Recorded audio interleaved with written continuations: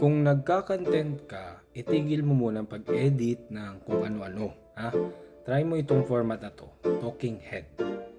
Walang edit-edit, alam kung bakit. Dahil sawa na ang mga tao sa scripted na palabas. People nowadays, mas gusto na nilang makapanood ng real people sharing or talking about their real thoughts. So, tanungin mo ang sarili mo, bakit ka nga ba nila ifa-follow?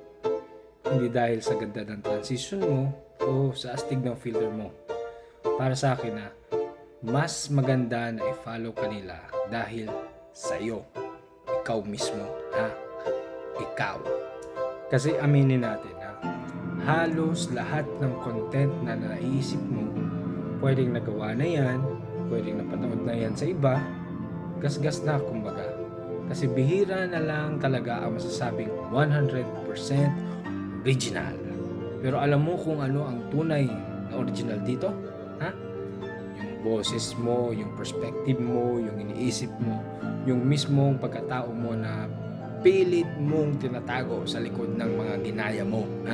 Kung hindi ka magpapakita ng tunay na ikaw, edi forever kang magiging isa sa mga content creator lang.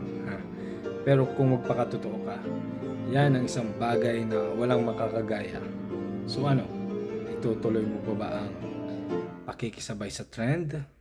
O sisimulan mo na ipakita kung sino ka talaga? At your daddy.